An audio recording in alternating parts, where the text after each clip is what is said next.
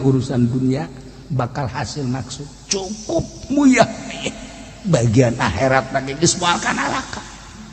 Di dunia 5 teh bakal hasil maksud cukup muyah mayeh hayang nanaon ge aya akhirat lagi moal tersentuh api neraka. Iya baca Quran sapeting 10 bali 10 ge hiji-hiji doa. Hasbiyallahu lidini hasbiyallah hiji hasbiyallahu lidini hasbiyallahu lidunya hasbiyallah lima ahamani hasbiyallah liman bagu alayya hasbiyallah liman hasadani 5 hasbiyallah liman kadani bisuin hasbiyallah indal maut hasbiyallah indal masalati fil qabri hasbiyallah indal mizan hasbiyallah indas sirat 10 mual tersentuh api neraka di akhirat mizan lancar sirat lancar di dunia dipakai non gitu ngaranna cukup terakhirkan sekaligus hasbiyallah la ilaha illahu alaihi tawakkaltu wa huwa rabbul arsyil azim.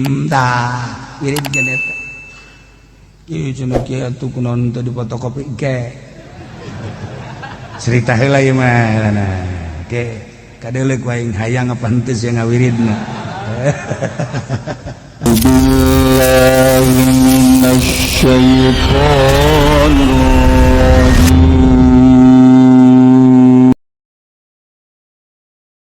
Ayat terakhir di surah Taubah ayatna ieu laqad ja'akum rasulun min anfusikum aziz al-ayat.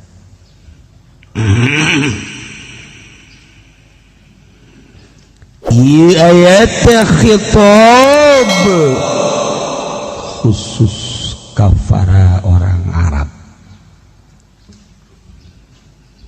Orang Arab anu nyaksian kana turuna Kangjeng Nabi kelahiranana turunanana sekaligus diutusna Kangjeng Nabi menjadi Rasul Allah. Tetapi aya teu meunang hidayah mah hese tetep. Urang nu jauh jarak tempuh anu jauh jarak masa anu lila tetapi urang dibere hidayah ku Gusti Allah teu ka Kangjeng teu apal tempat lahirna tapi geus kapiheulaan ku cahaya ilahi iman urang ka Kangjeng Nabi Muhammad sallallahu alaihi wasallam mahal teh iman teh ya Allah ya Rabb. Tinggal mempertahankan iman keyakinan sababaraha lengkah deui urang hirup bakal balik ke alam barzakh.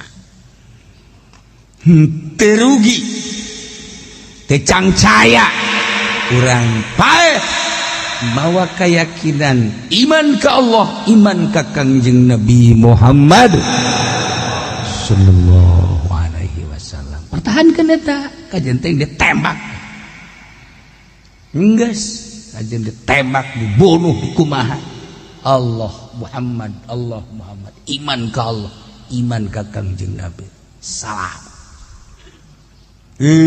ya Allah ya Rabb. Tapi lamun urang ditilik wari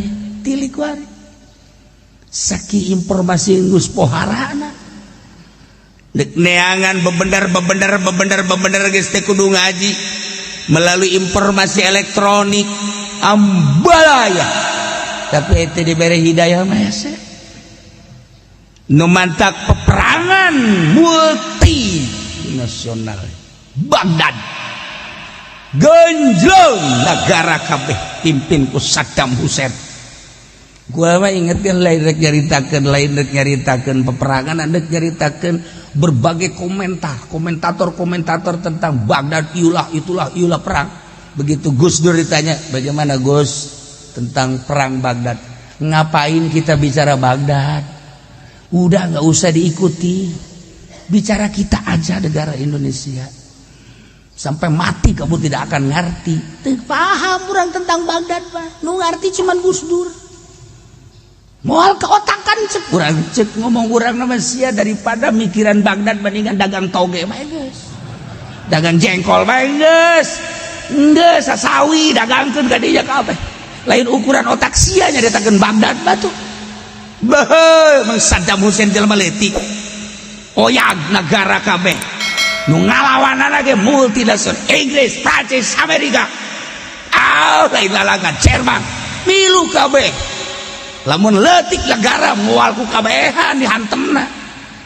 Kulantaran ieu negara boga kekuatan anu luar biasa, dihantem lagi kulobaan. Menang teh nu lobaan can puguh. Sebab naon nu dipake ka hayang kumanehna kilang minyak dibomna ge kurang Irak sorang. Per detik ieu naon meunangna hanya menduduki urang Irak na ge di dinya teh gigideug bae. Negara-negara aing diusir deui sia ku aing. Aing mah paeh geus jadi biasa sebab aing mah paeh sorga Asia. Emang kuari kehadiran Amerika di Baghdad gitu emang nyaman teu nyaman.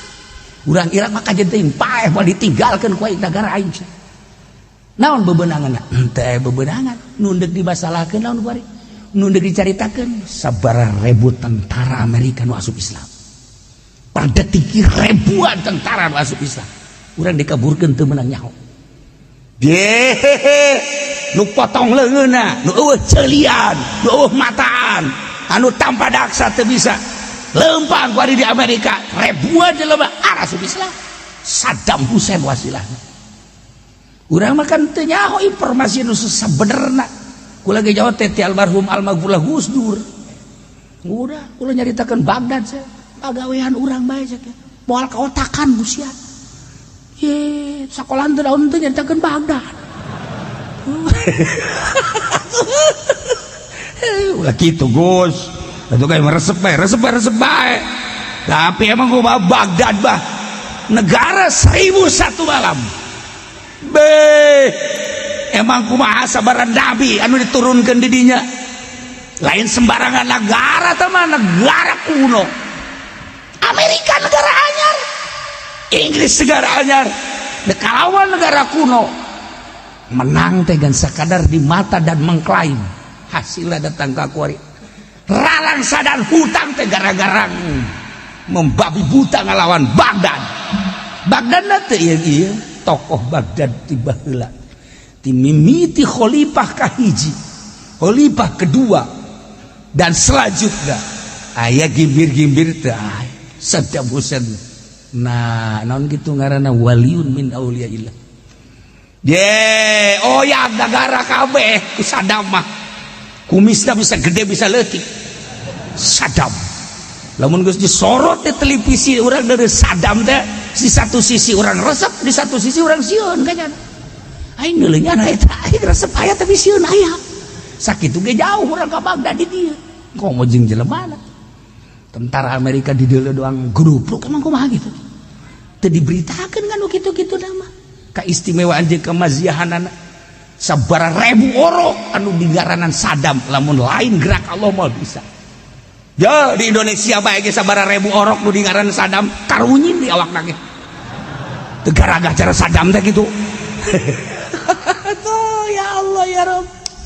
Nah, ieu mah keur carita hidayah melalui peperangan. Ternyata hidayah didapat melalui peperangan. Ieu mah keur carita maha kuasa Allah henteu rek nyaritakeun peperangan multi jeung Baghdad lain. Hese tah nyaritakeunana lantaran dibalik cerita tentang peperangan Baghdad aya satu dakwah anu urang teu nyaho. Anu urang teu nyaho selalu berdoa Saddam, selesaikah ya Allah tugas saya, selesaikah ya Allah tugas saya. Andai kata belum saya siap, andai kata selesai nyanggahkeun abdi ka Gusti. Batur mah perang datang kaos gitu, henteu perlu menang jeung eleh, tetapi melaksanakan tugas saya sebagai kepala negara dakwah Islamnya. Hasilna sabaraha ribu jelema anu asup Islam. Tah hasilna urusan kilang minyak bom cak Saddam Hussein eta mah nu pangeran kurang ulah punya ulah tinggal Amerika bae begitu dibom teh ku Saddam wah naon jang urang bingung kan Amerika urang kaditu ka Baghdad teh kereta kilang minyak ambalaya berserakan negara acak-acakan tapi orang Irak bangunnya tenang tak bermasalah Junaidil Baghdadi aya di Baghdad Abu Bakar Shibli aya di Baghdad Syekh Sri Sikti aya di Baghdad Syekh Ma'rufil Qurhi aya di Baghdad Tuan Syekh Abdul Qadir Al-Jailani aya di Baghdad tokoh-tokoh sufi dunia anu kuari jadi rujukan seluruh dunia aya di Baghdad kabeh tenang orang Baghdad iya itu per detik iya apakah kacau orang Baghdad ketika ya orang Amerika geus deuk siapa orang Baghdad asal dari orang Amerika geus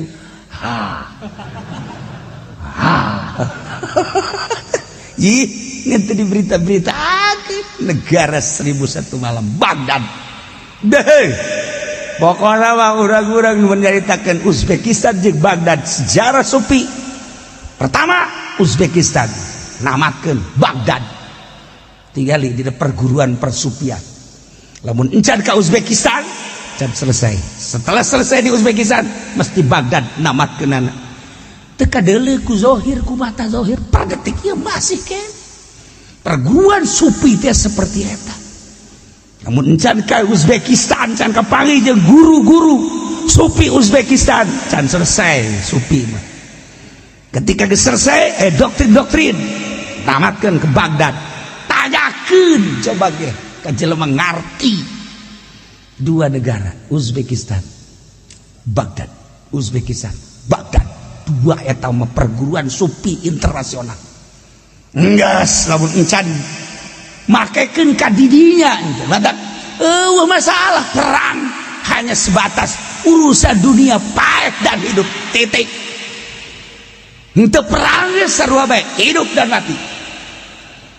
kesulitan orang Baghdad kuari Amerika nggak bangun orang Baghdad geus kieu bae bangun ku sia emang aing ridho teu sakedeung deui perang deui jeung aing sia orang Baghdad mah geus kitu saya diciptakan untuk perang Indonesia lain kita diciptakan untuk korupsi jangan tinggalkan korupsi sampai mati bawa mati ya itu sabodo sia aing mah dongeng doang ja korupsi teh naon teu jeuh aing mah jang korupsi na mana aing kira mun aya mah tundeuk sarua dia aing bangsa Indonesia sial sia nu sial iya ieu mah teu caritakeun peperanganana capek mengikuti orang wow tiba heula Baghdad bade ikuti ku ali ku bangsa sufi-sufi ku ulama-ulama iya jebolan-jebolan Baghdad do pararuat di mancanagara teh Baghdad kajen ku kumaha ge matak dihancurkeun ge ku Amerika aya kekuatan anu terselubung aya kekuatan anu gaib aya kekuatan anu sulit dicaritakeunana bom Baghdad bom tetapi rahasiana sabaraha puluh ribu manusia nu asup Islam Masya Allah karim eta ngadoa lagi kan Saddam gitu. Selesai apa belum tugas saya ya Allah untuk dakwah bukan untuk menang dan kalah tapi dakwah saya selesai apa belum kula lamun maca doa Saddam Hussein kos gitu sedih kadang-kadang naon sedih na henteu rek nyaritakeun menang jeung ele tugas saya selesai apa belum etalah keistimewaan Saddam Hussein diabadikeun bongkar ku bulan Saddam senyum Saddam ya Allah ya Rabb anu geus dibunuh Saddam teh naon kitu ngaranna setrum saya kapayahna Saddam disetrum supaya ngomong tetep Allah teu dicaritakeun setrum deui Saddam di dia Allah ingat ke Hajjaj baheula Allah selesai sudah ya Allah tugas saya tek hai bikeun kubur gali setelah 1 tahun diabadikeun senyum seungit caririk sa Baghdad gawe henteu rek caritakeun naon ada caritakeun teh hidayah bangsa Baghdad, hidayah bangsa kafir nu asup Islam na kudu melalui peperangan da kumaha atuh nya kos kitu hidayah di urang teh eta loba pengusaha-pengusaha Cina lu berhasil teu daek ya asup Islam, tapi begitu dibere susah deui asup Islam hidayahna kudu ku susah sabaraha encek anu asup Islam di urang ku susah ayo geura anu kamari di demo gubernur Jakarta saha Batur Siap eta Ahok tah di demo kan ku kabehanda.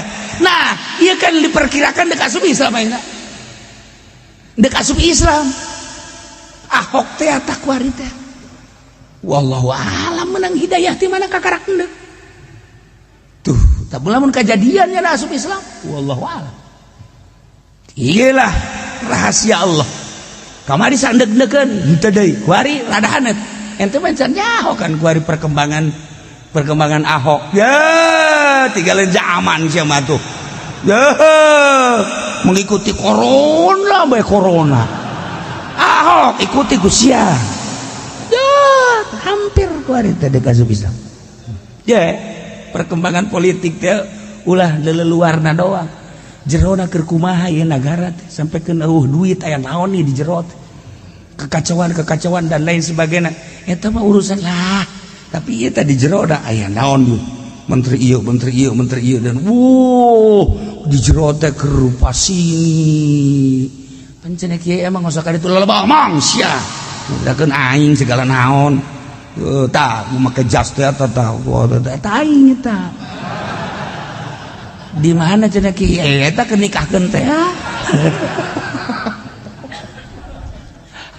siapa teh nyaho urusan anak teh nyaho aing mah kedelu beungeut teh bae teh nyaho kaler kidul sampean ya geus aing resep ya ngaji nu geus kiri resep jeung nu barodo ki resep geus urang bagian urang we nu barodo lah habaknya lah penting salamat bener teh daripada nu palinter kabalinger ye geus informasi setik-setik we ulah loba-loba informasina sakitu bae heula ke minggu hareup lain deui ge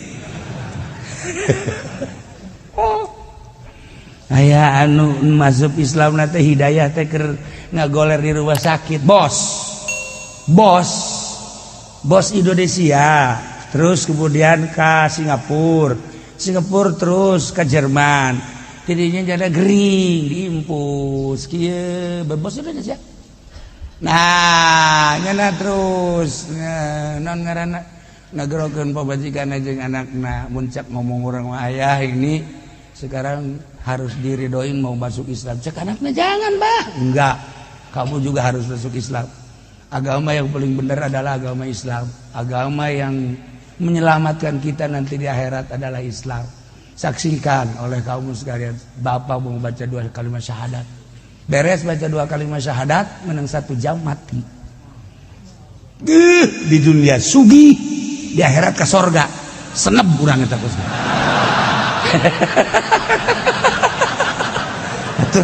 cek nafsu urang tapi kan rahasia Allah eta Masya Allah karim pohara jasa perang Palestina ya perang Palestina dati itu ayalah seorang Yahudi kira-kira umur bangsa 40 tahun kena tembakan muslim masuk rumah sakit kunaon atuh menang 2 poe ngimpi ka panggih Kangjeng Nabi urang kan lamun nyaritakeun kos kitu hese ya Allah ya Rabbi hidayah menang 2 poe dah ka panggih Kangjeng Nabi kamu kenapa muncak bahasa urang mah saya sakit kenapa sakit tertembak oleh siapa kamu tertembak oleh pasukan muslimin beruntung kamu tertembak oleh muslimin bukan oleh orang kafir emang kenapa orang muslim itu tidak ada kejahatan ini siapa saya ini yang dibanggakan dan diimani oleh orang-orang muslim yang bernama Muhammad ya iya langsung pelukan dina ngimpina langsung masuk Islam dina ngimpina ku Kangjeng Nabi diusap penyakit urut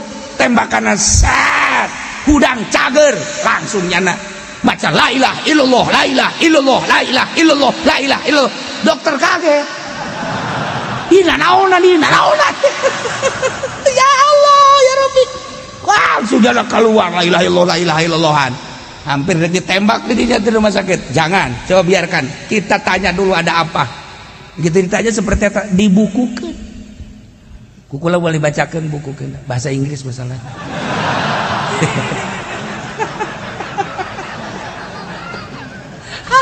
Ya Allah ya Rabbi. Iman cerita naon lain cerita naon hidayah. Datang teh melalui impian, nu tadi melalui penyakit, tadi melalui perang. Maha kawasa Allah. Tentang urusan Allah hidayah. Innaka la tahdi man ahbabta walakinallahu yahdi man yasha. Jelema nu dipake ka dedeh ku Kangjeng Nabi, paman sorangan anu urusan Kangjeng deudeuheun nyaheun Kangjeng Nabi. Kajeun mang ku bahage ke kukula dibela di hadapan Allah. Nu mate nu penting mang iman ka Allah, iman ka kaula. Teu cek mang. Ya Allah. Memang sorangan nu dipake ka dedekunya teu diberi hidayah mah teu mahal hidayah. Nah, ieu marek caritakeun teh Kangjeng Rasul teh diturunkeun ku Gusti Allah di Mekah.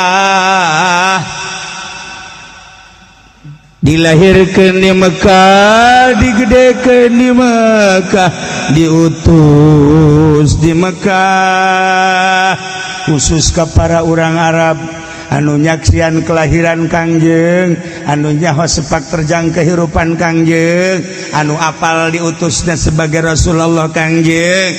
Turunlah ayat ieu ketika Kangjeng ke Madinah. Urang Madinah Juhainiyah sumping ka Kangjeng Qabilat.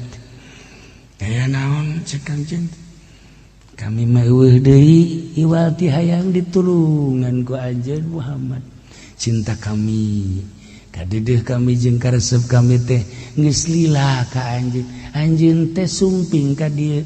Betapa bungahna kami ku kasumpingan anjeun Muhammad. Cak Kangjeng Nabi naon dipake ka hayang ku anjeun. Natlubu kami meminta teh hiji bae kasalamatan jaga di akhirat, di dunia mah jamual lila. Dulur urang, anak urang, incu urang geus mararawat lah paling ge jadi cacing tanah tapi engke di akhirat. Ya Allah cak Kangjeng Nabi lamun eta nu dipake ka hayang siap. Turunlah ayat ieu. Laqad ja'akum rasulun min anfusikum aziz. Wahai orang Arab, yakin nyata jelas, yakin geus datang ka aranjeun rasulun seorang utusan min anfusikum ti golongan aranjeun kabeh. Maksudna min anfusikum teh yakni sapagodos pada manusia.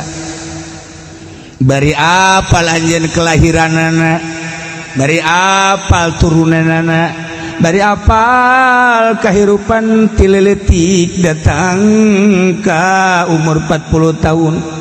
Diangkatlah jadi Rasul Allah min anfusikum sapagodos jeung anjeun. Azizun sifatna Kangjeng Nabi sebagai Rasul teh azizun alaih manitum wara pisan sabat pisan ka Kangjeng teh manitum naon anu jadi kamasyakatan aranjeun kabeh, anu jadi kabeung berat anjeun, anu jadi kaembung anjeun teh Kangjeng Nabi teh sangat aziz. Artina aziz teh berat. Hayang aranjeun kabeh teh ulah aya kasulitan. Hayang Kangjeng Nabi teh ningali anjeun teh salamet. Hayang ningali aranjeun kabeh teh ulah aya we kenakalan.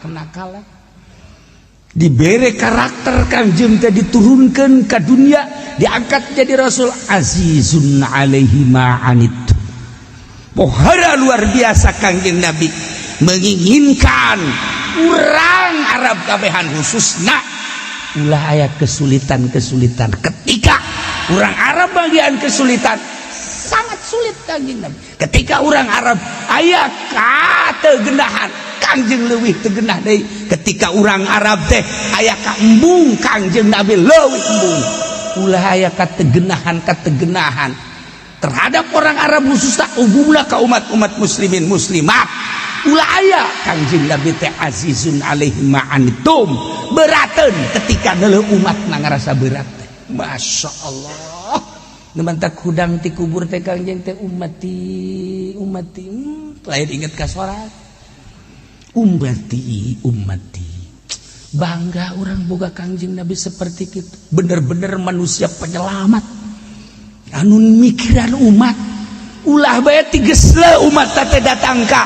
ditimbang aya kagorengan datang ka jembatan Siratal Mustaqim tipoleset terayangan mungkin Kangjeng Nabi berateun Kangjeng Nabi ketika adalah umatna sing gulimpang di neraka jahanam ulah datang ka kos kitu Kangjeng Nabi sangat tanggung jawab luar biasa azizun alaihi ma'anitum Masya Allah bahara luar biasa tayelang ngeunaheun jasa urang boga Kangjeng Nabi seperti eta cak Kangjeng Nabi panggihan kaulah di mizan panggihan kaulah di jembatan Siratal Mustaqim kula nu bakal nyapaatan ke aranjeun kabeh geus jelas jelema nu salalamet mah bisa berangkat sorangan ke sorga iyalah jelema-jelema nu carilaka menyeteri tulungan panggihan kula di mizan panggihan kula di jembatan Siratal Mustaqim kula dia azizun alaihi ma'anitum ngarasa berat ketika umat mangi ka berat teh ulah aya anu teh salamat hiji-hiji acan ya Allah ya Rabb iyalah laqad ja'akum rasulun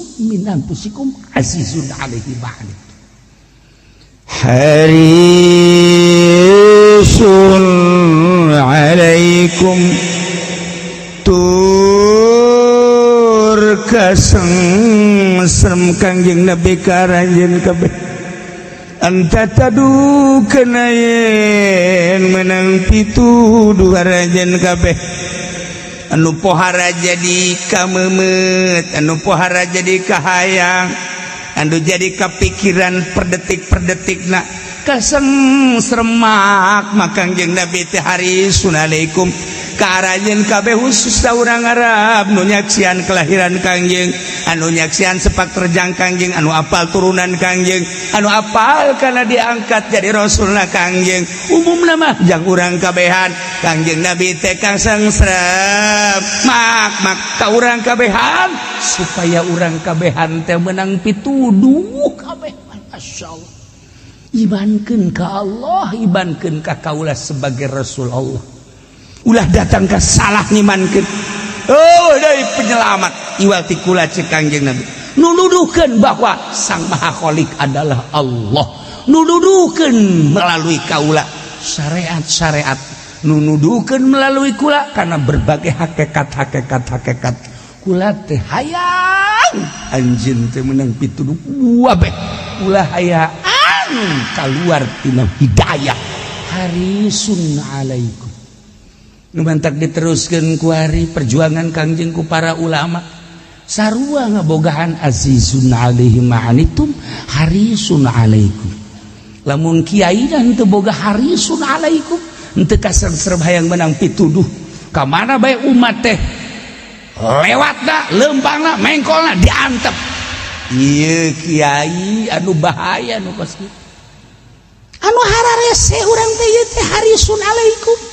kasengsrem hayang menang pituduh ulah aya kesalahan di mana aya kesalahan umat teh urang teh sebagai kiai cemburu aduh bake jeung salah eta teh teh yahueun keur gahareupan neraka aslina bapan urang teh keur dicekelan ku malaikat embun-embunan urang teh wa ma min dabatin fil ardi huwa illa huwa akhizun binasiyatiha urang teh keur dicekelan bun-bunan teh ku malaikat sakapeung waktu malaikat mawa urang ka majelis taklim mawa urang ka masjid mawa urang ka pengajian sakapeung waktu mah nafsu urang menggebu dibawa urang teh ku malaikat teh melalui nafsuna melalui nafsu dibawa ke orkes, dibawa ke tempat judi, dibawa ke tempat zidah, dibawa ke tempat mabuk. Naudzubillah min dzalik. Itu dibawa ieu teh urang teh. Masya Allah karim. Nah, ketika dibawa ku malaikat dikamasjidkeun, bunga urang harisun alaikum. Dibawa ke tempat pengajian harisun alaikum. Dibawa ke tempat benar harisun alaikum. Ketika dibawa ke tempat maksiat, nyeri hati urang, ya Allah ya Rabbi teh nyahueun teh. Keur dibawa ka neraka nu sabenerna mah. Dibawa ka neraka teh ku malaikat teh ditarik-tarik tuh, ya Allah ya Rabbi. Aslina bahkan seperti eta aslina. Masya Allah karim. Urang teh ieu teh henteu karasa bahwa urang keur dicekelan ku malaikat. Dibawa ku malaikat. Ya Allah ya. Waful mujrimuna bisimahum. Bakal kanyawan ke di akhirat jelema anu doraka dengan tanda-tanda jeung ciri-cirina kadorakaan jelema. Patukhadu bin nawasi wal aqdam, diseredan buuk-buuk lamun awewe teh mah sak bin nawasi wal aqdam, diseredan suku-sukuna, dampal-dampal sukuna. Masya Allah karim.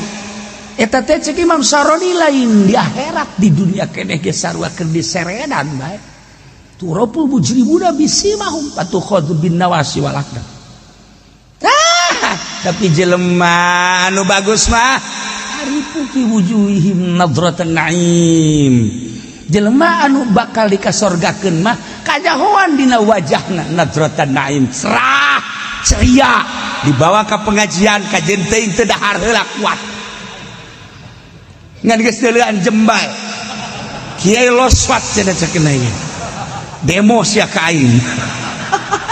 Nadratan naim, Masya Allah. Sakedeung deui salat, terus baca Quran, wiridan. Kajahuan di dunia keneh antara ahli Allah jeung ahli neraka. Haripu fi wujuhihim nadratan naim. Moal ngahiji jelema anu bakal dikasorgakeun jeung jelema anu bakal dikanarakakeun moal ngahiji. Sebab naon? Turapul mujrimuna bisimahum patukhadu bin nawasi wal aqdam. Dekat ke pengajian, dasar lain ahli Allah mah ngabur.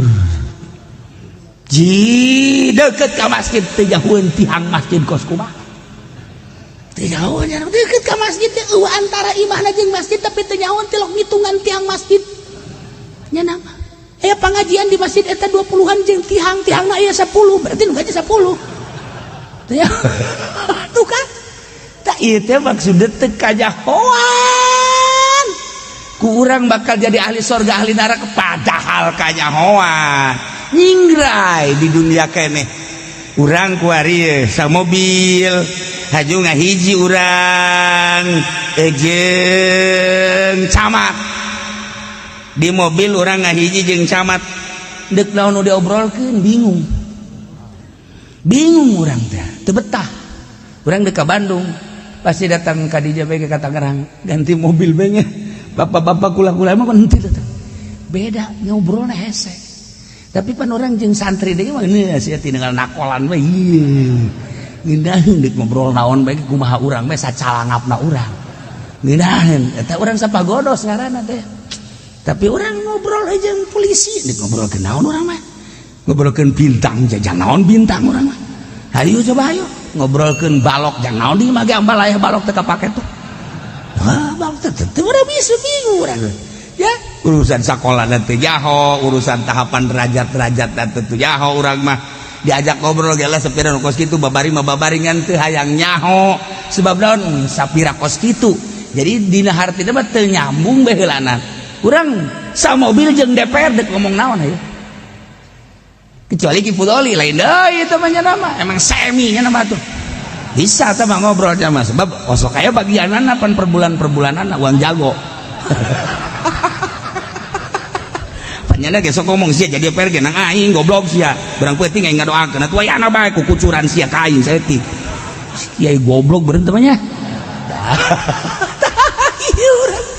Teu bisa orang ngobrol jeung DPR teu bisa nyaritakeun perkembangan politik yang teu bisa. Ieu deuk nyaritakeun naon ieu deuk nyaritakeun teh misah turaful mujrimuna bisima DPR jeung DPR bangsa ahli neraka. PNS ya tuh anu teu salat sia mah sok aju ka aing teh goblok. Mana nu bener nah heulanan atuh. Teu bisa urang. Tapi kan urang ngai ngobrol kos kieu mah pan ngeunaheun bae sacalangapna urang. Sabodoh ngeunaheun teu ngeunaheun sabodoh sia. Ngaji los teu ngaji los. Moal cenah mah minggu hareup moal ngaji los. Geus aing mah. Nu gaji aing mah jeung anak aing bae. Rantai ku aing anak aing sia ngaji sia doan jeung aing. Geus tuh. Bal bisa tetep sebab naon? Sebab nu dideuleu iwal ti Allah. Hiji bae ku Allah digerak-gerakeunana. Memang nang saha ditahan ka DJ nu ditahan. Nang saha eueuh mere sedekah paling 5.000. Dah, geus teu kudu mere sedekah geus bawa deui duit sia jang sia ka ditulis. Geus teu kudu aing mah diuk dengekeun balik beres geus. Ulah dipikiran kiai mah ya Allah sugih. Aing mah beneran bebeakan ya. Soal lagi pudoli teh sok hayang bae nya.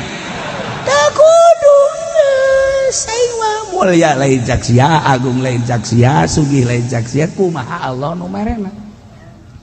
Beres. Geus mah tadi lagi aing moal mere teu kudu mere. Geus. Beres mah bayar hutang sia bae heulanan ka ditu. Ye, ieu majelis kieu 15 miliar leuwih ieu. Ye, 15 miliar leuwih ieu. Apa aya duit sia di dieu? Ya Allah. Ye, sia mah dieu kayuhan ngeunaheun tah. Gas, besok mah nun teu mayar di luar ngajina. Sia cenah jeung kiai mah jeung orang tungtungna. Ieu mah aya nu pangnyeunkeun we, ieu mah jelema teu bebeja acan. Geus aya duit urang kabeh. Di masyarakat kabehan babarengan meunang 1,5 miliar. Ieu teh beakna kuari 16 miliar. Encan anggeus. Can anggeus munarana bakal munara Banten itu tuh. Encan bangsa 5 miliar deui. Aja nang di mana kieu deui teh? Cis, mikiran kain. Teu kudu mikiran. Allah sugih. Hei kiai atuh susah aing mah.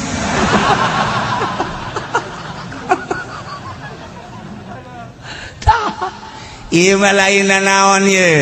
Nek caritakeun teh harisun alaikum masyaallah karim. Kasangserem Kangjeng Nabi teh supaya menang hidayah kabeh umat. Urang teh ieu teh dituturkeun Kangjeng kumaha Kangjeng? Kangjeng teh amr ma'ruf nahi munkar. Mentek cek Kangjeng Nabi man ra'a munkaran falyughayyir biyadi. Selama lamun ada munkar boga kekuatan silakan melalui kekuatan bila perlu perang.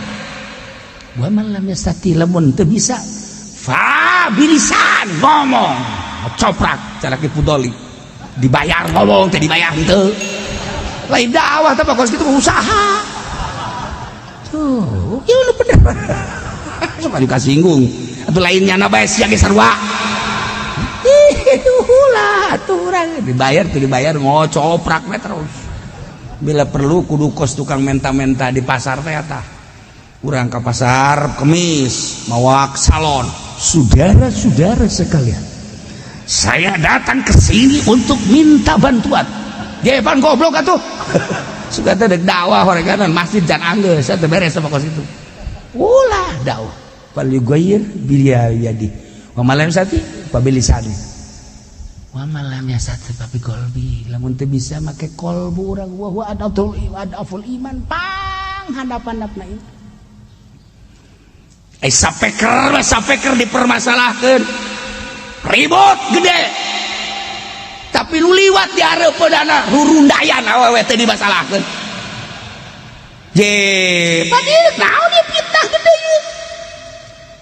Teu kudu dimasalahkeun tasawuf atuh. Falyughayyir biyadi. Wani nyana radio tatangga dibantingkeun, TV tatangga dibantingkeun. Ulah aya nu liwat dadana muka nyana ngahenen bae. Ge, tadi mah rada gede teh mah. Tinu imah rada gedean ieu ya. Goblok kiai goblok gantung kabeh kiai kos kieu ya. Masa gerberatan eta tah. ndek dakwah bener dakwahna. Namun urang teu kuat fa biqalbi geus bae kuat teh ya Allah ya Rabbi. Di imam hepe. Siapa? Lain dakwah pikiran di imam. Betul kan? Nah iyalah dakwah nu mantep. Urang dijadikeun kiai, kuari dihormat ku jelema, dibule ku jelema, diagung-agung ku jelema, dibuya-buya di dunia ye, di akhirat teh salamet tahun henteuna. Datang ka mana urang teh ieu teh amar ma'ruf nahi munkarna. Kuari mah dikiaikeun, kuari dibuyakeun, kuari dimamakeun, tapi di harapan Allah sia dibuya-buya teh, sia dimama-mama. Ternyata eta munkarat sia itu ngomong-ngomong acan, bahkan hati sia resep sia. Nyaho sia paing dikiriman awewe baheno. Aju sia teu dakwah. Tuh kan urang mah ya Allah ya Rabb. Tatangga hajat nanggap orkes. Aju pan sia diajak kondangan ke bae penting bari deuleu biduan pan cak sia. Goblok pan teh sia. Di dunia orang dibuya-buya. Sabaramu sia anu ngeririt hiji benda dua harga anu berbeda bisa diantep teu ngomong-ngomong acan dibuya-buya orang di dunia tapi di akhirat ternyata orang diseret patuh khadhu bin nawasi wal aqdam. Dan orang mikiran kadinya embung orang jadi kiai embung orang jadi kiai teh komoh ju pendopo nu merek itu pun dibere paling 1 juta 2 juta ya ada getek yang mau diberi kos gitu buat panas di akhirat ke neraka di dunia teh kabeli karimun acan enggak tolak ke mah pun namun leti kos gitu kan tolak guys pokoknya mah lamun aya nu mere bangsa 10 juta gitu guys sepak habak bobalkeun kabeungetakeun sia ngajakan neraka ka aing sia tambahan itu beres tahai udah lamun pikiran kaji ya Allah ya Rabbi salamat apa moal henteu rek mikiran batur mikiran urang bae ieu nahi munkar urang geus datang ka mana ieu menurut Allah urang kiai teh bener apa henteu urang diagung-agung dimulia-mulia aya di akhirat urang diseret dikanarakeun gara-gara urang henteu nahi munkar mentak hayuh bae gocoprak bae geus kiai mah ngomong bae geus ulah eureun anu haram ayo ngomong bae ditanggap teh ditangkap ngomong bae kege moal kembali bakal grogol kurang ada jalan-jalan keteureun reman teh sungutna ye eta mah tugas urang tapi disesuaikeun ya nailah yakin jelas jata datang ka aranjeun kabehan utusan nu ngaran Muhammad eta teh golongan aranjeun kabeh papada manusia nyaho turunanana jeung nyaho tempat kelahiranana anu azizun alaihi manitum harisun alaikum tinggal bil mu'minina raufur rahim walanas'alanna alladhina ursila ilaihim walanas'alanna al-mursalin wallahu alamu bimuradi engke urang tekan kiamat sanggeusna kiamat tiupan pertama kangjeng malaikat Israfil alaihi salam niup jelema teh kakaler ka kidul kawetan ka kolon lulumpatan anu keur nyusu anakna dibalangkeun budak leutik keneh kakarak leumpang geus suisan kobo aki-aki mah modar di dinya geus aki-aki mah teu kudu kiamat kuari ge titah leumpang di nu panas ge oleng gejebur sorangan mantak lamun perangnya namang ke ku Amerika ge moal ditembak moalnya naon perang tutut hook senjata nembak nu kieu cek antepkeun lupat sia lupat di kieu doang moal ditembakeun hook luru aing geus sia budak beladik goplak nu kan bener kan paeh sia namanya guys sepira aki-aki teu kudu di ansongan senjata aki-aki mah ansongan sieni urang Lampung ayo saya kena naik paeh di luhur bateng. Nah iya ke kiamat beres parae ganti bumi rata gunung Masya Allah mentah kurang lamun jaritakeun ente nyangka gunung teh bakal na angger horenganan tamur meresahab gunung nuku urang kaciri teger watarol jibala ente neule gunung pajar ente magagah tegak luar biasa horenganan gunung teh lempang tamur meresahab percis okos mega bae lempang gunung gengke bae lempang yuk ku balik hati sampai lelempangan kali kakak aju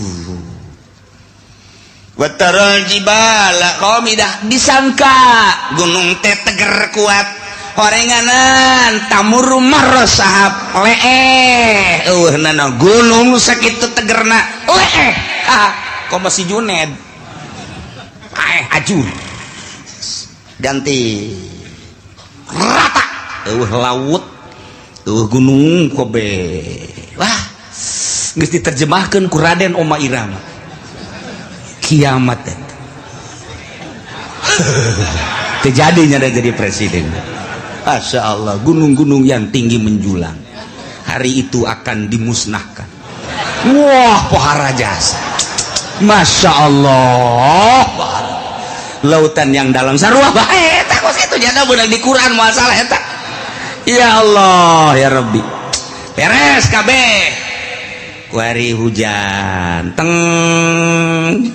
tiup roh ku malaikat Israfil saat merelentis kostoge cal roh ararasu ngeguh jelema nu tadina sepi eueuh sasah wabeh wae kullu man 'alaya fan wa yabqa wajhu rabbika dzul jalali wal kullu man 'alaya fan wabeh aya di bumi langit rusak modar kabeh wa yabqa wajhu rabbika dzul jalali wal ikram hanya Gusti Allah sorangan nang tangan Gusti Allah limanil mulkul yaum can jadi raja apa ieu raja Mesir raja Mekah raja Yaman raja Indonesia udang ngaku sia jadi raja kayak udang Jokowi udang Prabowo udang cak Prabowo hirup kere mah can nyaho bawa jadi bonte itu bayar tuh nungges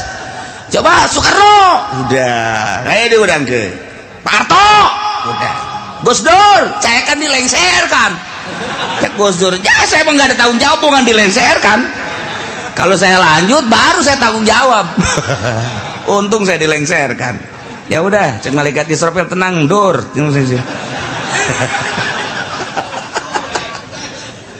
Masya Allah tantangan limanil mulkul yaum geus beres kabeh harirup giring ka mahsyar timbang amal timbanganana kos timbangan emas aya talanjuhan aya jaruman aya cecepehan cecepeh nusa belah langit jeung bumi mun dieusikeun kadinya asup nusa belah deui geus teu kabagian jadi kadegeun asup ngun ku gedegeunana cecepeh ari nu deuk ditimbangna segede Juned leutik kan ku gede-gede amat dek ningalikeun jeung nembongkeun ka maha kuasaan jeung maha dahsyatan Gusti Allah Subhanahu wa taala. Jelema digiring di berbagai negara kabeh ka mahsyar. Di mana letak mahsyar? Letak mahsyar teh Masjidil Aqsa. Berarti di dieu boga sejarah, dunia boga sejarah, di akhirat ge boga sejarah. Masya Allah karim. Iyalah nu dek dicaritakeun ngarangtung jelema kabeh malaikat Jibril cicing di tengah di hareup Kangjeng Nabi urang malaikat Jibril Mikail di belah katuhu Jibril Mikail Israfil belah kenca Kangjeng Nabi di hareup plak kumpulkeun ku Gusti Allah. فَلَنَسْأَلَنَّ الَّذِينَ أُرْسِلَ إِلَيْهِمْ وَلَنَسْأَلَنَّ الْمُرْسَلِينَ. Cek Gusti Allah aing bakal nanya alladzina ursila ilaihim ka umat-umat anu diutus para rasul. Ndek ditanya teh an ijabatihim ar-rusula wa amalihim fima balagahum, tentang ijabah ka para rasul jeung ngamalkeun naon nu disampaikeun ku para rasul ka maranehanana. Masyaallah. Di samping umat nu bakal ditanya walanas'alannal mursalin, yakin kaula nu agung bakal nanya deui ka para mursalin utusan-utusan ditanya anil iblagi tina nyampaikeunana. Ya Allah ya Rabbi, wabah ditanya bari pertanyaan teh sabenerna mau walana qusana alaihim biilmin, yakin kaula bakal nyaritakeun ka umat ka para rasul, kula bakal nyaritakeun biilmin dengan kanyaho jelas nyaho wa makunna goibin jeung kaula teu gaib. Teu nyahona kabeh nyaho ngan tetep ditanya bae. Pan jelema ditanya teh aya nu nanya teh nyaho, nu mantak nanya ge pan teu nyaho mang. Kaula ieu deuk ka Bandung hayu, ieu jalan deuk ka Bandung jalan mana? Bener-bener teu nyaho berarti. Kaula mudik, ieu milu mudik deuk ka Jawa Tengah, Pak, deuk ka Jogja, jalan ka mana? Lontaran loba jasa, ieu itu Jogja, itu Jogja. Ka belah dieu manggih deui Jogja kanan, belah ditu ke manggih deui Jogja kiri. Bingung aing mah ieu. Jogja deui. Belah ditu teh Jogja deui. Isi jalan nu mana? Deuk ka Surabaya teu nyaho nanya. Atawa nyana nanya, Pak, ieu teh kula teh rek dagang, ieu cara dagang teh kumaha? Ieu modal da sakieu deuk didagangkeunana ieu nyokot teh dia supaya teu nyaho nanya berarti. Pak, kula teh hayang kawin. Hayu, hayang deuk nanya bae ieu mah kira-kira kumaha ieu kula lamun kawin. Atuh babari, modalna boga henteu. Ulah bakal hayang kawin sia teu boga modal mah. Nanya teh teu nyaho. Biasana nanya teu nyaho. Aya jelema nu nanya ngan aing mah sabenerna mah nyaho, ngan nanya sote aing mah ngetes bae sia teh nyahoan tante. Padahal mah nyaho ye, kos ka budak tanya, "Cek, 2 + 2 sabaraha?" Geus nyahoan nu nanya nama. Ngan ieu dites, 2 + 2. Cak bapak tolol sia. Kudu ngabalikeun deui ka aing. 2 + 2 sabaraha? Cak bapak, wah budak blon nih budak. Muncak bapak 4 kula 4, muncak bapak 5 kula 5, aku bacak bapak bae. Nyaho ye nu nanya nama guru ka muridnya ho, nu mantak nanya teh deuk dites berarti. Nah aya deui nanya teh ngajejeleh boga anak minta duit dibere tah 1 juta, yo modal saminggu minta deui teh jang anu bere deui, minta deui dibere deui. Terus 5 kali ka dia sia, cicing sia dinya dieu. Hai, aing geus sabaraha kali mere duit ka sia bego. Teu meunang tah anak atuh hitung bae ku bapak, ditikem sia ku bapak. Goblok. Atuh nyahoeun bapak ge geus mere duit sabaraha kali, nah sudah deuk dipake naon tah duit. Ieu sia didinya. Pertama sia ku aing minta dibere. Kadua dibere, aju minta deui dibere. Tah aing neuk nanya ka sia geus sabaraha kali aing abah ge bare duit ka sia. Teu meunang tuh hitung bah. Teu meunang. Jalain kos kitu teh mah. Maksudna nyarekan. Aing lan sakali mere duit ka sia tapi ku sia teu digunakeun eta duit tuh tolol-tolol teh si otak pasang atuh. Menta deui si mah gawena menta malulu. Nyarekanan teh mah nanya tapi nyarekan. Go. Bari bah, ya mah boga duit, aju minta duit sabareh cenah mentana. Mio sabareh tah mio. Oh sia dibanding mio tapi pakai kusianya nu bener tah balikan kusia. Lamun kredit jeung cash lain deui bah hargana. Lamun kredit sabaraha? Barakara kredit? Ngomong sia lain sari. Bahkan hese dek beli cash deh di akhir zaman mah kredit bermodel. Yahudi teh geus kos karar itu bae. Nah, belikan menang merenanan setengah bulan bah. Ang belikan motor di motor naon motor mio anu itu ke mana aya mah aya bah ngan ieu kebutuhan aya deui bah bere deui ja aya ieu bapana ge duit mah eueuh bapana mah aya aya tah bere deui bere deui 3 kali budak motor kamarananya dibeli cenah kebutuhan barang ditanyakan ternyata dijual. Oh adek abah sabara kali belikeun motor kasia hah sabara kali pada teman nanya nyaun jangan umang melikeun lagi abah mana make nanya dek nyarekan. Nah ieu ge sarua ye Allah teh dek nanya ka umat atuh teh kudu ditanya ku Gusti Allah jauhkeun nyahoeun ja Allah mah pangeran urang turun ka alam dunia Allah nyahoeun kuari hirup dihirupan ku Allah maha uninga kemudian urang kuari ayeuna di baya pagawean dagang berpolitik atuh Allah mah maha uninga kapae urang mah teu nyaho ira bakal pae Allah bagus nyahoeun kok make ditanya tuh urang ku Gusti Allah nanya dadek nyarekan ka urang. Nah ieu sia bakal ditanya ku Gusti Allah teu meunang kieu sia ku aing pan dihirupan.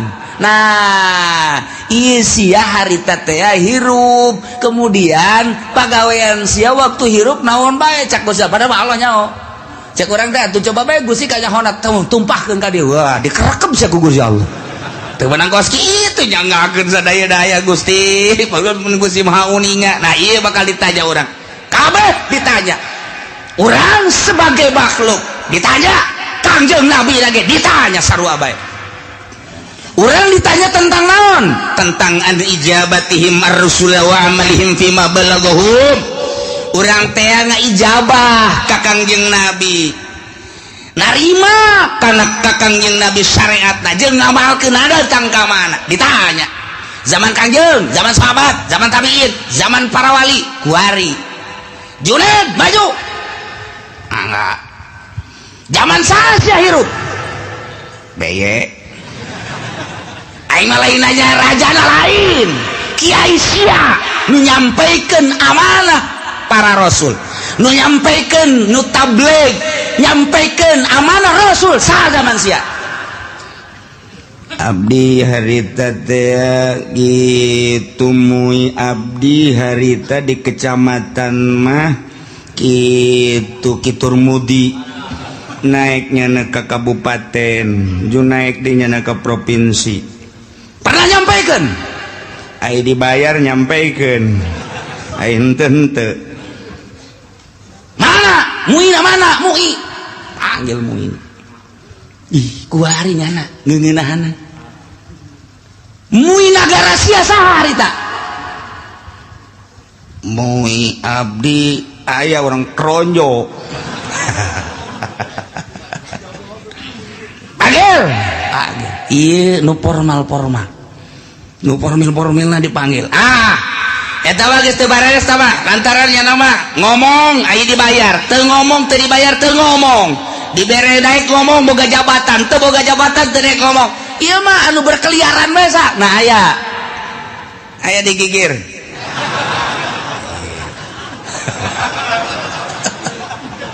disebutan di Jakarta kiai anu di kampung kiai anu pernah nyampaikan pernah cara nyampaikan aku mah muludan bere duit eta lah lamun dari bere duit ngaco ulah nu eta nu asli nu nyampaikan nu asli saha ayo gerak budi bejakeun diangsongkeun ka hareup deuk kumaha coba eta urang lamun geus dikitukeun kumaha eta dihareupeun Gusti Allah sia zaman ieu pernah nyampaikan nyana bahwa Nabi akhir zaman Kangjeng Nabi Muhammad pernah kemudian naon nu disampaikan ku manehanana rukun wudu rukun salat dan syariat lah dain sebab bener coba tanya kiaina ditanya deh siapa pernah nyampaikan bener nyampaikan lagi dah bae ai diondang muludan sok diberkatan aya mun teu diberkatan di buledan moal kadinya deui wah itu beres ya aduh Masya Allah nah ieu bakal caritakeun secara global be umat bakal ditanya tentang narima syariat ti Kangjeng Nabi nya atawa henteu aya apa henteu ditanya hai umat pernah henteu Muhammad nyampaikeun amanah ka anjeun tabligh risalah wah jelema bur kabeh ngomong aya nu pernah aya nu henteu ai Islam kabeh nyaritakeun pernah kafir mah henteu kan bela dirinya cak Nasrani teu pernah kami mah teu pernah sampai berita-berita kebenaran Muhammad teu pernah sampai Muhammad nyaritakeun tentang syariat teu pernah Nasrani Yahudi kabeh wah bangsa encek kabeh ngararomong engke mah kuari nyana baru teu beuteungna engke mah nyana di ditu pias teu pernah nyampeikeun nu mata kaula teu iman ge ka Gusti teu iman ge ka Muhammad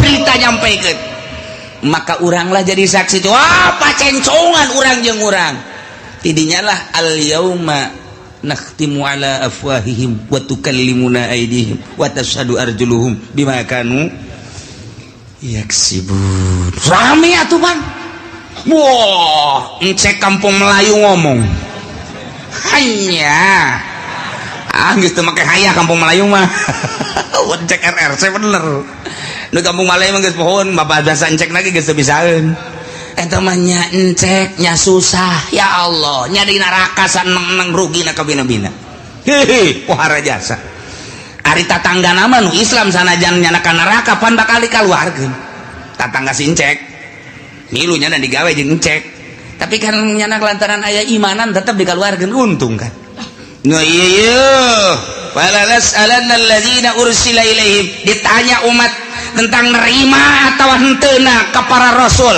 jeung sanggeus nerima ngamalkeunana macem-macem ke rame wala nas'alannal mursalin para rasul ge ditanya Adam ditanya Idris ditanya Kangjeng Nabi Nuh ditanya Kangjeng Nabi Sulaiman Kangjeng Nabi Isa Kangjeng Nabi Musa Kangjeng Nabi urang ge ditanya nyampekeun apa henteu Masya Allah badahal mah Allah teh nyahun falanakussanna alaihim bi'ilmin wa ma kunna ghaibin teu gaib nyaho ngan deuk hayang nyaho coba datang ka mana bari deuk ditaubeh di memeleh di jejele aya jelema anu abdi mah ieu hirup teh di zaman SBY kiai na harita kiai pulan abdi mah teu pernah ngadengi nyana nyampeikeun ore cok jelema teh falanakussanna alaihim bi'ilmin cak Gusti Allah nyaho aing ge sia teu ngaku datang tabligur risalah melalui kiai anu siana cak Gusti Allah nu teu ngajading teu ngadenge pan aya muludan pan aya rajaban kiai ngabuka pangajian tong-tong ge datang ka songhek siana nu teu daek falanakussanna alaihim Allah jaritakeun ngeunaheun bagi kiai nu katitipan ilmu sampaikeun besingke di akhirat ditanya walanas'alannal mursalin ditanya para mursalin ditanya para wali para kiai ketika orang dikahareukeun kiai anu sia di zaman anu nyampaikan henteu kunaon sia dititapan emang teu nyampaikan nu ngondang kunaon sia nu mata kayang diondang ieu cak ditangkal amun naon tah teu nyaho nya nambongan di ditu tah ngadeukeutan tukang sate ieu tah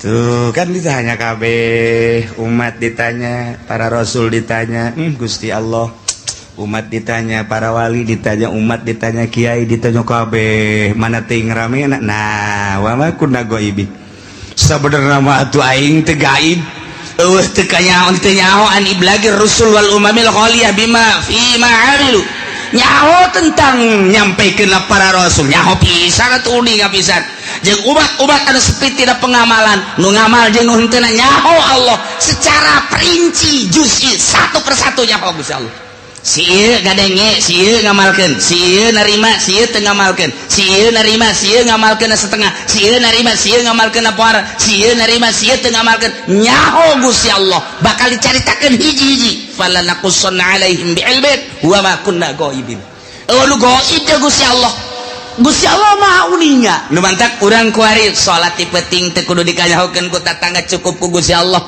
engke bakal ditanya ketika ditanya aya teh berita tabligur risalah aya melalui saha kiai anu sia ngamalkeun teh nyanggakeun sadaya-daya ka Gusti maha uninga abdi penting-penting ge hudang haju KI haju HSDI eta anu ku aing ditolol-tolol ge sia goblok sia hudang mah hudang tapi ngan kiih doang tapi kan uning Gusti Allah aing nyaho ka sia sok ngaji lempang ngaji nyaho aing ngadengekeun nyaho haju ngamalkeun nyaho penting sia hudang haju tahajud aing mah keur nanya bae cek Gusti Allah sebagai pangeran ditanya ku aing hijab padahal mah aing geus nyaho falanakussanna alaihim biilmin wa ma kunna ghaibin nu gaib jang aing mah aing nyaho ka sia narima ti kiai anu kemudian sia ngamalkeun geus kebelah dia sia zaman sasya abdi bareng jeung si itu hirupna pernah sia ngadege urang teh kiai pernah ngamalkeun Gusti mau ninga teu kaburu Gusti naon bae kasibukan sia abdi di pabrik Gusti mana babaturan sia anu di pabrik aya tuh itu sia ka di pabrik sia eta neangan duit jang kitu napakah pamajikan jeung keluarga sia sempet salat abdi mah minggu ngaji lamun teu keur gawe emang aya nu minggu gawe aya abdi mah ieu teh aya naon kitu ngaranna kesempatan salat tah bareng sa pabrik sia pan sia mah salat sia henteu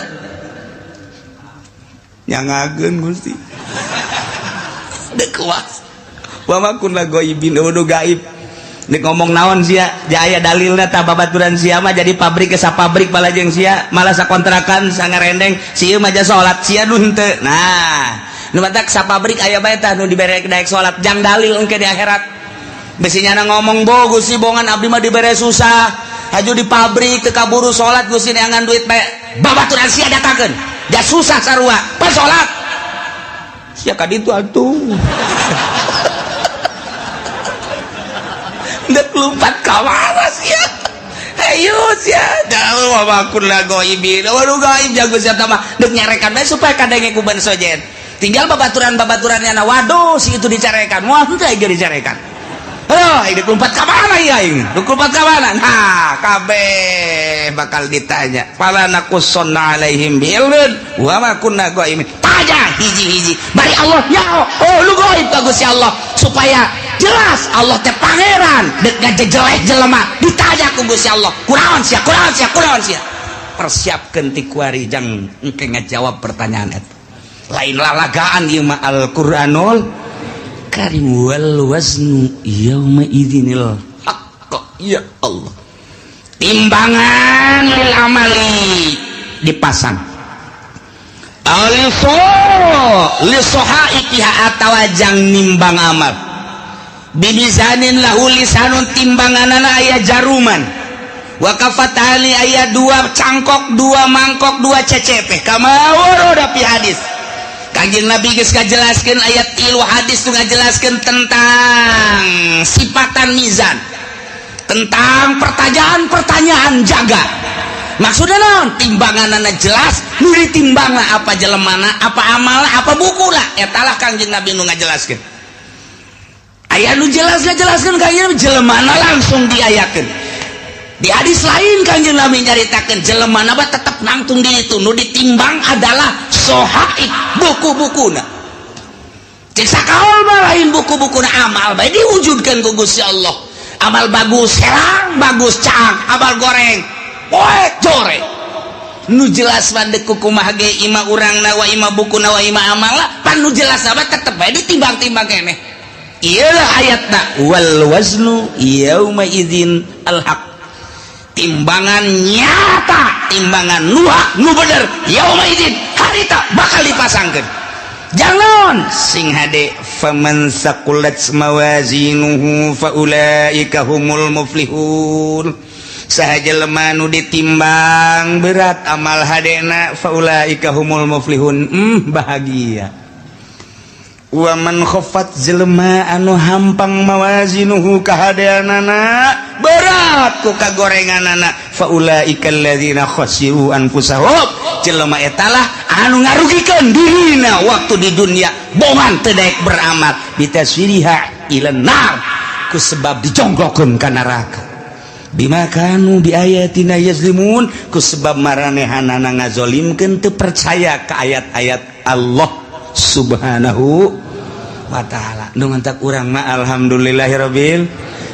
jauh masa urang ka Kangjeng Nabi tapi urang iman ka Kangjeng Nabi Muhammad Sallallahu alaihi wasallam jauh jeung Kangjeng Nabi tapi urang ngalaksanakeun syariatna dibabaca ku urang sifat wajib di Kangjeng Nabi di para rasul teh opat urang diantarana kabeleteran kuari di dieulah bakal ditambah ditimbang saurang-saurang malaikat Jibril di dieu Mikail di dieu Israfil di dieu Kangjeng Nabi di dieu cek sakaol Kangjeng Nabi ngajelaskeun timbangan hade nu gede jurusan sorga timbangan nu goreng ieu neraka asal ditimbang let ka dieu ka kenca belah dieu geus tinggal ngagejebur ka neraka asal ditimbang ka teh ka belah dieu geus sorga tinggal berangkat ka sorga bae ya Allah ya Rabbi kuari urang teh cek sakaol Kangjeng Nabi ngajelaskeun timbangan teh timbangan qada wal adli ieu timbangan teh timbangan papasten jeung keadilan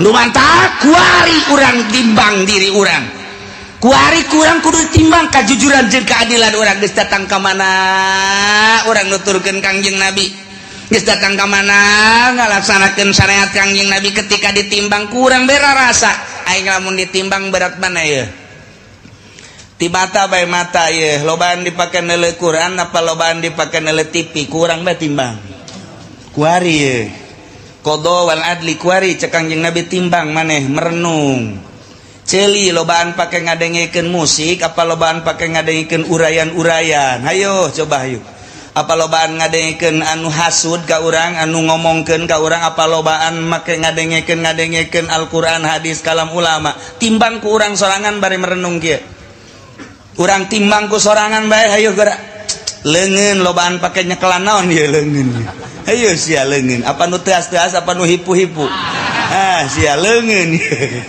timbang ku sorangan urang komo nu geus kolot mah maningan ge beureum mah melotot pegahan engkos kol budaya we kieu tinggal nyi hajina heuy mana eta mata kosong amat teu kosong teu naon ngalang layung kitu teh tu dirinya bae lanang eta melotot kitu keur ngarenung ngaji tadi cak kiai aing ieu geus asa di akhirat bae ya hajina teu percaya karena kuari bae kalau ngomong gitu atuh si aing bener ku sia dikitu-kitu dekeran tuh iya keur ngalamun aing di akhirat teh cek kiai ge timbang cenah amal hampura aing haji dia tukul ge hampura tah geus rada deureuh sakitu mah tukul deui bureun hampura sok nyerekan ka Pak Haji teh mah tuh hampura aing geus dihampura jasa mun aing kawin deui tah pakarak dek bener ge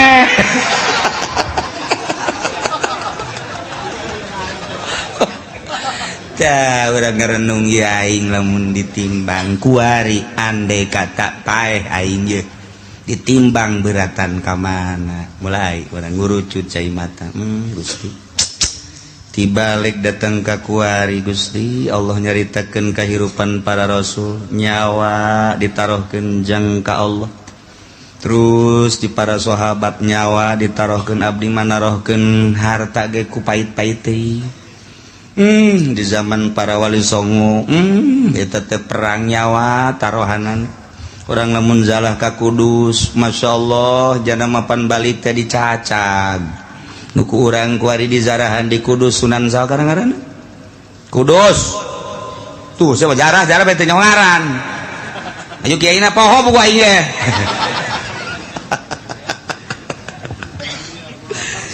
tuh eta pannya nama perang Sunan Kudus mah perang balik tepan di bawah teh tinggal nyawa balan cak sakaol bapan potong ieu na ge nu kurang dizarahan eta saja persadi Kudus teh Kudus masyaallah balik nyawa batur mah nyawa tarohanna pake liilai kalimatillah renungkeun ku urang aing boro-boro nyawa duit ge ku pait-pait teuing ge aya masjid ge butuh ka keramik kook biasa bisa babara kali haji jamaah haji mah atuh jajan mah aya atuh ieu keramik ieu keramik nu sajen heula ke kurang karak aing hayo heula nu sajen heulanan beusi teu kabagian beramal nu sajen eta ngomong hebat jasaban ayo urang babarengan heulanan nu sajen bae geus beres gaji ieu mah geus beres keramik alhamdulillah tuh biasa gaji neraka tah mah kuduna ge nu sugi mah lain kitu haji ieu keramikna kumaha saha anu geus siap keramik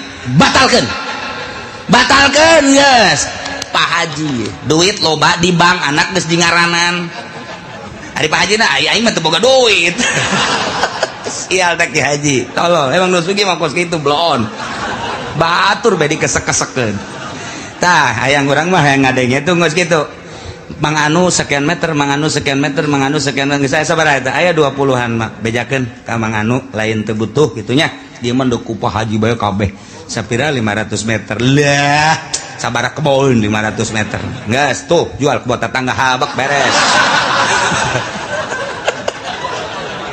oh bener lagi Haji dasar pelit-pelit bae tah ngeunaheun urang ngadengena bejakeun geus dulu sadaya hampura ieu mah ditarima bae nu 1 meter 2 meter ngan ke dialihkeun ka nu sejen sebab ieu keramik ditangkes ku Pak Haji Anu oh maksudna abeh teu kesel deui cek jada teh ieu mah duitna aya naon teh alhamdulillah atuh nu kami mah geus kanaonkeun bae kan ngeunaheun teh mun aya di lembur lu kos itu ieu mah henteu Pak ayo heuleun ke kurang aing kurangna 1 meter eta nu dimaksud ku aing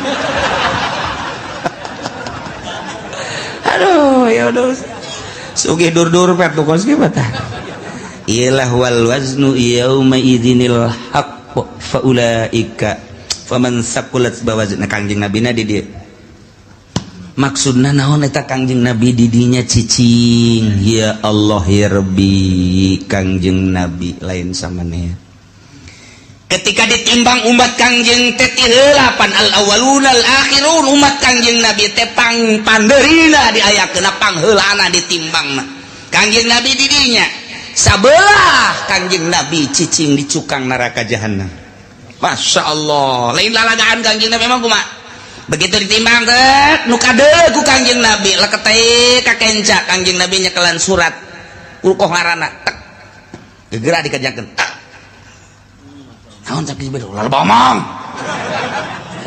berat anta tadina ka ditu kok jadi ka ditu salam surat letik mah eusina la ilaha illallah muhammadur rasulullah eusina eta tah letik jasa surat asal ketei ka ditu naon teh cak dibero lolong nu penting salamet bae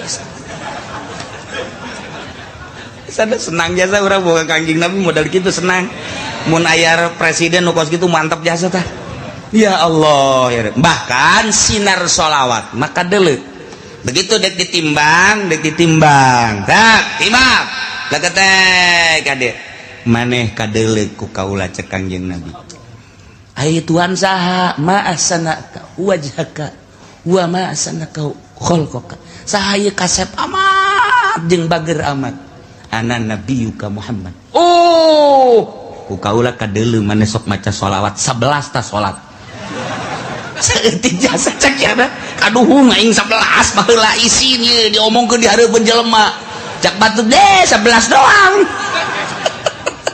geus kajeun 11 ge lantaran saya istiqomah geus begitu ditimbang tek tendeunan sholawat ka dieu oh 11 bae kuat ka salamet tas salat 11 nyana nanya heula masana wajhaka kasep amat Tuhan saha jeung tita tadi tutulung bae ana nabiyuka Muhammadun oh pohara ieu kaciri ta nu sok baca sholawat mah ku Kangjeng Nabi kaciri sidar sholawat tah geus disalamet-salametkeun mantap ku ari ulah-ulah cicingin geus kolot poe Jumat geus jam 10 ka masjidna ih teu bisa jam 9 mah teangan di dinya tihang jang nyalan deui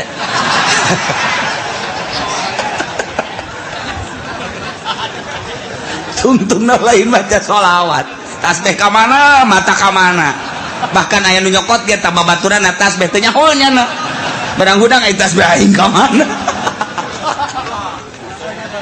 Arwah teh baca sholawat lah mumpung urang hirup komo nu geus kolot mah ieu inget wal waznu yauma idzinil haqq ya Allah ya Rabbi ingis jasa untung aya Kangjeng Nabi urang Kangjeng Nabi Muhammad sallallahu alaihi wasallam lantaran kabeladieunan mah cepet ya cepet limbangna cepet jadi Kangjeng Nabi kan lah tuh kulantaran sorangan nimbang cepet lai ka dieu aya anu henteu kabagian sapaat kaburu Kangjeng Nabi na keur munyeuna ka dieu ieu ka dieu dibalangkeun ka ditu kan waduh aing Muhammad bae cek jana aing teu kabagian lieu tapi tetap Kangjeng Nabi kadeuleu ku Kangjeng Nabi pas gagolepak ka neraka cekel ku Kangjeng Nabi minta tolong ke malaikat Jibril. Jibril selamat ke eta.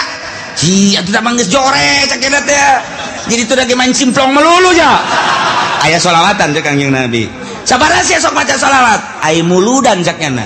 Maca tante, henteu ngadengekeun doang. Lumayan sakitu ge cek Kangjeng Nabi. Nya ngadengekeun. Assalamualaikum zainal anbiya. Ya assalamu alayka atqal atqiyai. Nu macana mah santri kan jeung kiai. Sia kula mah cenah ngatur-ngatur eta berkat cek nya. Aju ngatur-ngatur diatur teu jang kula heula teh. Tetep salamet bae pan mah apa eta.